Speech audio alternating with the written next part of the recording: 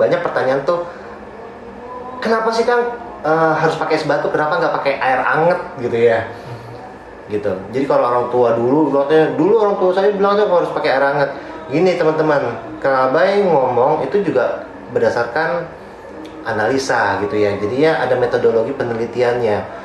Pada saat terjadi pembengkakan di salah satu bagian tubuh kita, nah tubuh kita akan mengeluarkan yang namanya enzim COX2. Kang Abai nggak tahu tuh bentuknya enzim tersebut itu seperti apa, tapi secara metodologi itu pasti akan dihasilkan oleh tubuh kita pada saat terjadi pembengkakan.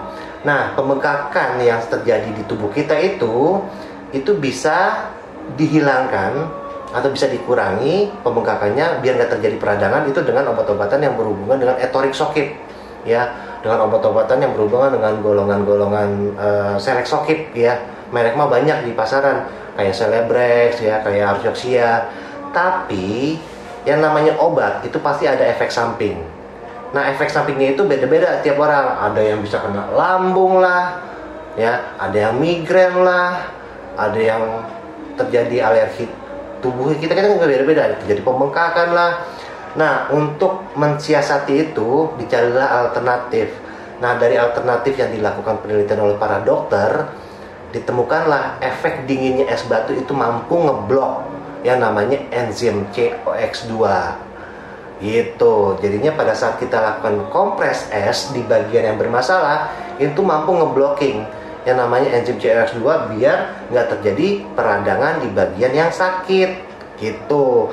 Itu alasan Kang Abai kenapa Kang Abai menyarankan kalian untuk melakukan kompres dengan es.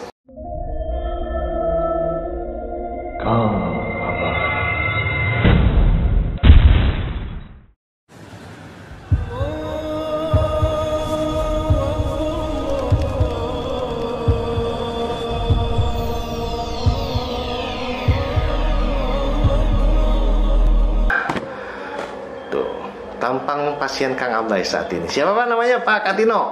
Iya. Pak Katino dari Citerep Bogor. Citerep Bogor. Nah tuh kan cakep kan, kelihatan gantengnya kan. Nih beliau nih, ini pasien lama Kang Abai nih ya. Tahun 2019 atau tahun 2020. Dulu beliau saraf kejepit tapi entah kenapa nggak ada kabar lagi. Ternyata beliau udah sembuh katanya. Nah baru seminggu terakhir ini ya. Iya. Ada keluhan lagi, nyeri banget ya di bagian paha belakang. Mungkin awalnya seminggu pertama itu mungkin dari pinggang beliau sakit. Terus 3 hari terakhir ini katanya di bagian paha belakang sampai ke bagian betis itu udah mulai menjalar sakitnya kenapa. Nah tadi dari hasil pengecekan Kang Abai, memang kondisi beliau di bagian sisi paha belakang ya, di bagian sisi hamstring di sini nih dia udah mengeras ya, dikategorikan itu terjadi pembendekan otot. Nah pembendekan otot ini nggak terjadi instan teman-teman ya.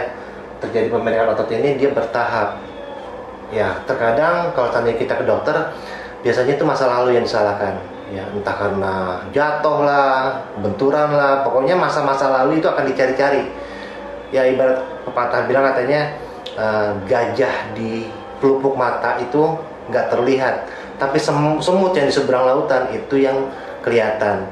Jadi masa lalu itu dicari-cari akibat aktivitas yang dulu pernah terjadi, dan itulah yang menyebabkan permasalahan sekarang ini. Kalau Kang Abai enggak, Kang Abai akan melihat kondisi yang dilakukan sama si pasien sehari-hari, dan itulah yang sebenarnya memicu permasalahan sakitnya si pasien sekarang ini gitu ya. Nah, permasalahan pasien Kang Abai saat ini di bagian sisi hamstring itu ketiga-tiganya kena ya. Di bagian bicep femoris, semitendon, semimembran dia bermasalah kiri kanan gitu, dan itu bisa menyebabkan rasa sakit sampai di bagian pangkal paha gitu, karena otot-otot ini sampai ke pangkal paha. Tapi kalau sampai Kang Abai lihat lagi di bagian tulang belakang, beliau nggak terlalu bermasalah. Takutnya apa? Turun di bagian otot-otot PSOAS dia bermasalah. Kita coba cek aja ya untuk di bagian sisi perut.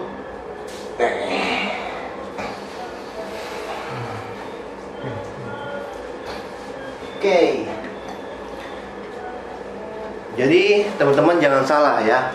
Meskipun kondisinya permasalahannya itu banyak orang tuh bilang katanya turun gitu ya. Kondisi permasalahan seseorang kalau udah kena turun itu sakit banget ya, sampai ke bagian sisi betis luar. Nih, tepuk Pak, sampai kemari nih. Ini nyeri banget ya.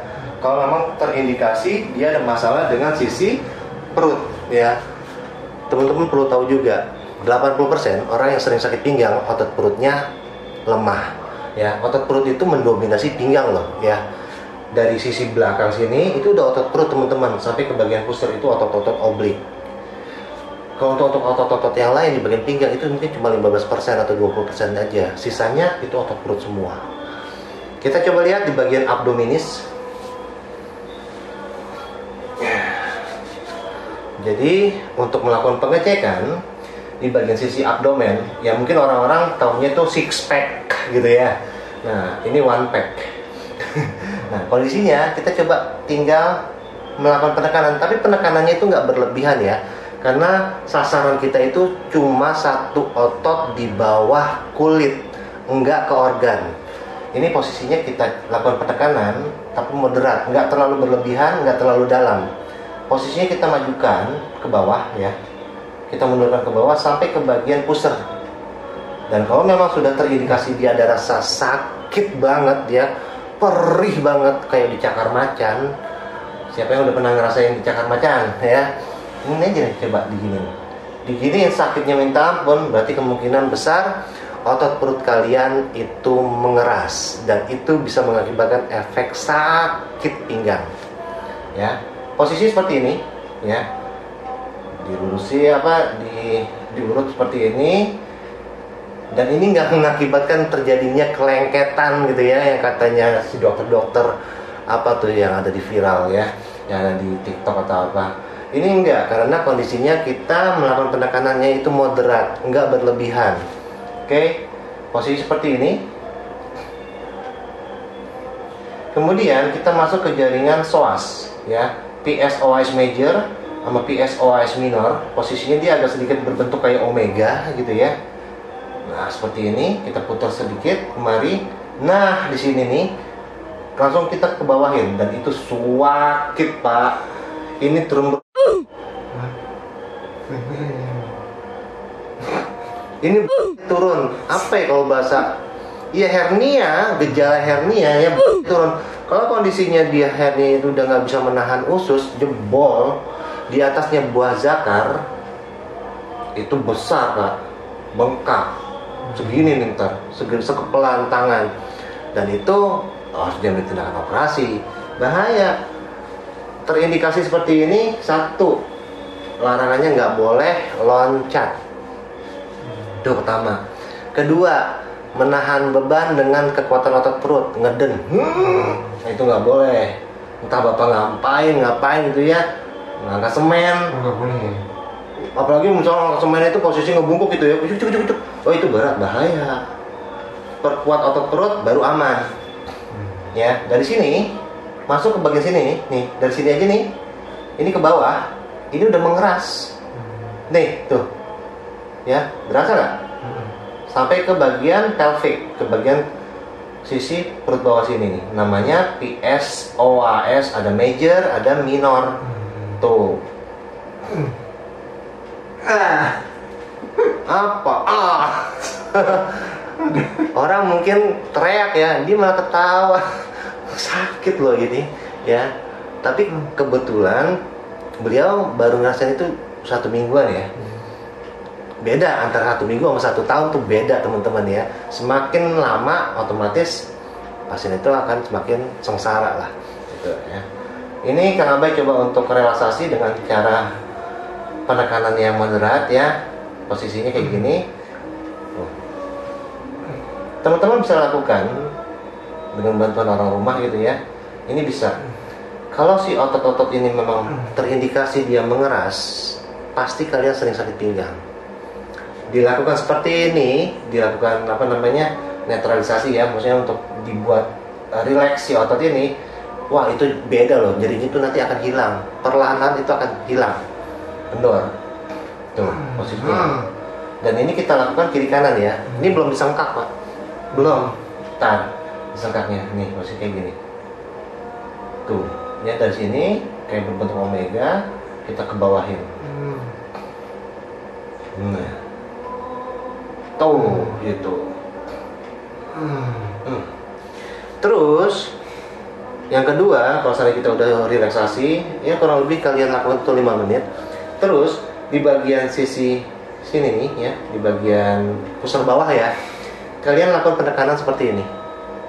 Ya, dilakukan penekanan, kemudian kalian congkel ke atas, naikin aja ke atas.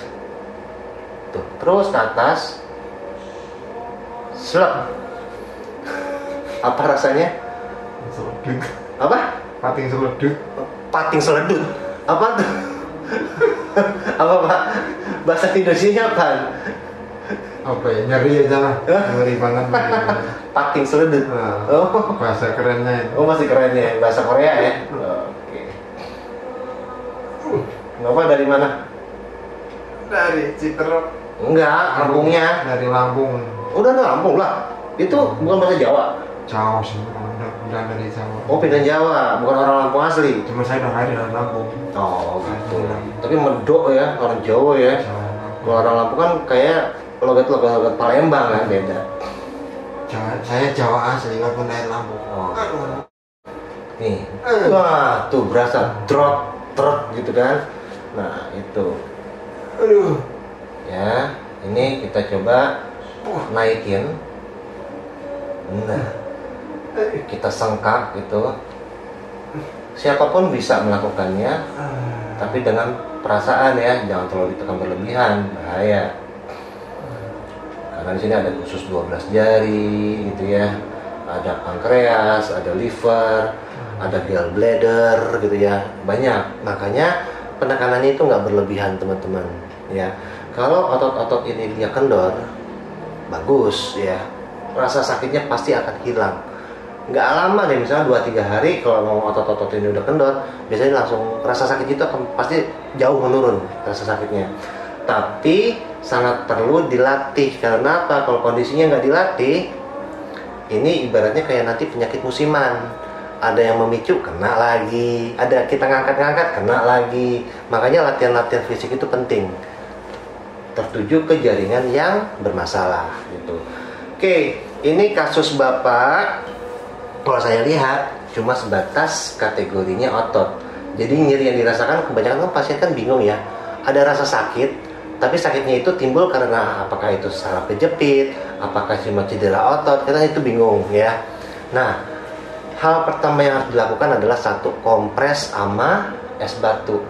Kenapa diminta untuk dilakukan kompres es batu? Jadi gini teman-teman, banyak pertanyaan tuh, kenapa sih Kang harus pakai es batu? Kenapa nggak pakai air anget gitu ya? Gitu. Jadi kalau orang tua dulu orang tua saya bilang harus pakai air hangat. Gini teman-teman, Kang Abai ngomong itu juga berdasarkan analisa gitu ya. Jadi ya ada metodologi penelitiannya.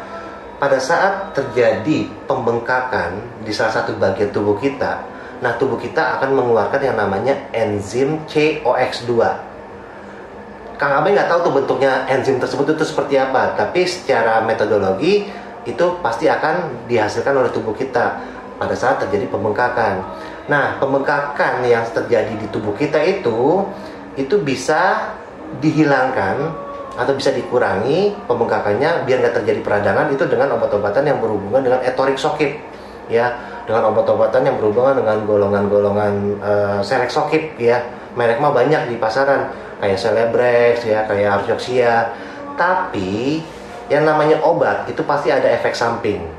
Nah, efek sampingnya itu beda-beda tiap orang. Ada yang bisa kena lambung lah, ya, ada yang migrain lah, ada yang terjadi alergi tubuh kita kan beda-beda, terjadi pembengkakan lah. Nah, untuk mensiasati itu dicarilah alternatif. Nah, dari alternatif yang dilakukan penelitian oleh para dokter, ditemukanlah efek dinginnya es batu itu mampu ngeblok yang namanya enzim COX2 gitu. Jadinya pada saat kita lakukan kompres es di bagian yang bermasalah, itu mampu ngeblocking yang namanya enzim COX2 biar nggak terjadi peradangan di bagian yang sakit gitu. Itu alasan Kang Abai kenapa Kang Abai menyarankan kalian untuk melakukan kompres dengan es. Tapi selain es batu, latihan fisik wajib hukumnya ya. Nah, untuk permasalahan di bagian sisi hamstring, di bagian paha belakang, teman-teman bisa lakukan latihan yang Kang Abai minta ya. Yang Kang Abai contohkan seperti ini. Anggap teman-teman ada rasa sakit nih ya, dari bokong menjalar ke bagian paha belakang, mungkin sampai ke bagian sisi betis nih. Ini harus dilakukan latihan. Karena apa? Kalau cuma sebatas obat, mau sampai kiamat pun kalian nggak akan sembuh ya, itu udah pasti. Latihan fisik wajib hukumnya untuk membuat si otot-otot yang kaku itu biar lebih lentur ya, daya tahannya lebih kuat lagi. Tapi ada rasa sakit, itu takut-takutnya kalian nggak mau lakukan, makanya dibutuhkan bantuan orang. Nah, posisi kaki seperti ini, satu kaki ini di bahu kalian, di bahu teman kalian ya, atau keluarga kalian ya. Posisi kayak gini nih, satu bahu, terus nanti kalian press ke dada. Ada rasa sakit pasti, karena kalian melakukan itu pada saat kalian sakit ya. Press terus, dorong terus. Nah, begini, sakit banget ya. Hitungannya 9 detik. 1, 2, 3, 4, 5, 6, 7, 8, 9 detik. Oh, dia nahan napas doang tuh. Sakit, ya sakit ya Pak. Nah, indikator kalau kondisi kalian sudah jauh lebih baik, pasti kaki ini akan nempel ke dada kalian. Cuma tinggal masalah waktu doang. Kalau kalian lakukan teratur, rutin, pasti akan terjadi perubahan ya. Kita coba lakukan lagi kedua kali. Latihannya nggak lama, hitungannya detik. 1, 2, 3, 4, 5, 6, 7, 8, 9 detik.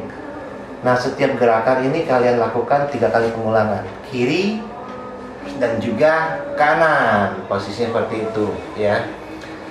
Kita coba lagi, satu kaki ini ke bahu. Nah, mata kaki yang satunya lagi ini harus bisa dipegang sama kalian ya. Nih, ini harus bisa dipegang sama kalian. Kita coba dorong. Nah, fungsinya pada saat ada orang sakit banget gitu ya, otomatis kita nggak mau ngedorong nih, jadi berarti saling dorong-dorongan. Posisinya udah kita tekan begini, fungsinya si kaki ini kita bisa pegang, ini yang kita dorong lagi ke depan. Tuh, begitu. Sakit? Iya, sakit banget. 9 detik. 4, 5, 6, 7, 8, 9 detik. Itu juga dilakukan 3 kali pengulangan. Terus pasien Kang Abai ada masalah di bagian sisi paha samping. Mungkin teman-teman kalau yang sering lihat Kang Abai bilang, kalau kalian jalan lama nggak kuat, diri lama juga nggak nyaman, cek di bagian paha samping. Kalau memang sudah terjadi pembengkakan, latihannya simple. Posisinya kayak gini, kakinya dilebarin, ini juga dilebarin. Nah, antara paha kiri, paha kanan kita coba deketin. Nah, seperti ini. Tapi nggak boleh nempel ya. Kalau seandainya masih posisi nempel, ini kurang lebar. Tinggal kalau kondisi ini udah pas kayak gini, kita tinggal press ya, kita dorong ke dalam. Tak. Kalau kurang lebar lagi, kita tinggal lebarin lagi. Gencet tuh. 9 detik itu udah bagus banget. Di pangkal paha kalian akan terasa kayak ketarik ya di sini. Tapi itu salah satu gerakan yang memang untuk dilakukan di bagian sisi vastus lateralis. Ini latihan kedua. Terus latihan terakhir. Ini efektif banget buat teman-teman. Kalau seandainya kalian sering sakit pinggang, ya, sering banget sakit pinggang, latihan mermaid itu penting banget. Mau kalian sering sakit pinggang atau sakit pinggangnya udah menahun, kalian jalannya udah mulai miring, kalian jalannya itu ngebungkuk, latihannya seperti ini ya, latihan mermaid. Posisi Bapak duduk. Oke. Posisinya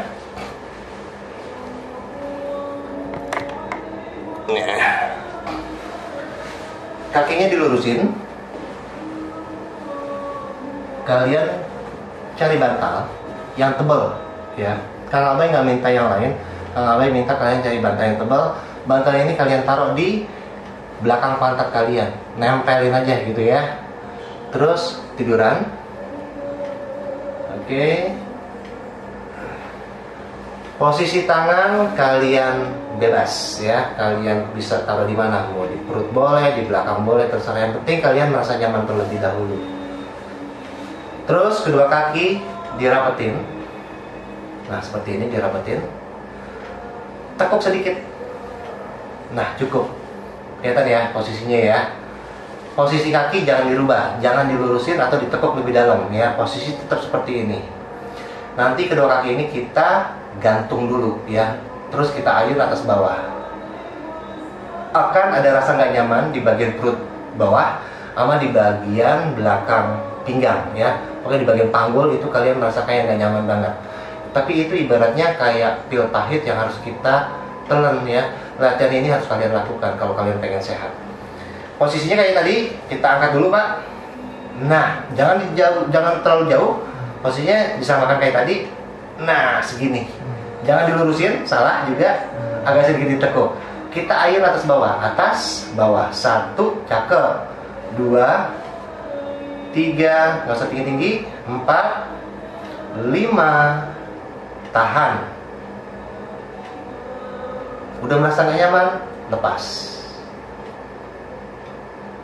Relax. Kalian tarik nafas panjang dalam-dalam, relax. Latihannya nggak lama. Kalian hanya sebatas 5 kali ayun ya. Kalian lakukan. Kita coba lagi, tekuk sedikit. Ayun atas bawah.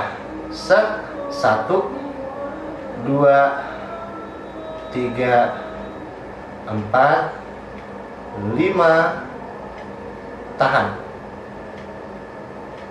Nah, nyaman, lepas. Tuh, gitu ya. Tapi ada banyak kasus kalian nggak akan bisa ngangkat sendiri. Nah, pada saat kalian nggak bisa ngangkat sendiri, dibutuhkan bantuan. Tapi kekuatannya itu cuma 10% yang ngebantu ya. Selebihnya kekuatan kalian. Tekuk sedikit. Nah, seperti ini, kayak gitu ya. Yang ngebantu cuma kekuatannya 10%. Kita cuma sebatas ngebantu ngangkat doang ya. Dan itu nggak full tenaga. Seperti ini, diayun atas bawah. 1, 2, 3, 4, 5. Tahan. Lepas. Ini berasa. Iya. Mantap. Nanti itu yang kalian lakukan. Ada 3 gerakan kalau untuk pasien Kang Abay ya. Kang Abay bisa tahu latihan mana yang memang perlu dilakukan karena Kang Abay udah coba untuk menelusuri. Tapi kalau tadi kalian memang merasakan cuma sebatas di bagian pinggang doang, latihan ini itu udah cukup banget ya.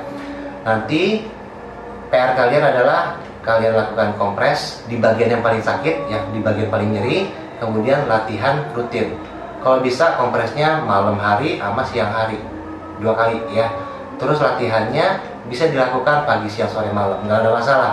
Yang penting kalian lakukannya itu nggak lama, cuma hitungannya detik ya. 9 detik dikalikan 3 set, udah itu aja. Kalau misalnya memang dibutuhkan bantuan obat, boleh dikonsumsi obat-obat anti radang, tapi ya kandungannya itu yang paling rendah ya, minimal 50 mg. Itu untuk obat-obatan radang. Itu udah nggak apa-apa. Kita evaluasi selama 7 hari ke depan. Kenapa? Karena ya life cycle-nya si otot itu kalau memang dia akan ada perbaikan itu rata-rata antara 7 harian gitu ya. Semakin muda seseorang semakin cepat recovery otot, tapi semakin tua semakin lambat gitu. Tapi kalau seandainya kondisinya memang kalian nggak terlalu parah, misalkan masih baru gitu ya, belum setahun gitu ya, masih baru seminggu atau 1 bulan atau 2 bulan, itu lebih cepat lagi. Itu aja teman-teman yang bisa Kang Abay coba share. Moga-moga video kali ini bermanfaat. Mungkin untuk teman-teman yang saat ini lagi sakit pinggang, kalian lakukan rutin ya, karena permasalahan ini nggak akan mungkin bisa terselesaikan hanya dalam waktu 1 kali kalian latihan. Seperti biasa, Kang Abay selalu mengucapkan, sebarkanlah ilmu meskipun hanya 1 ayat. Salam.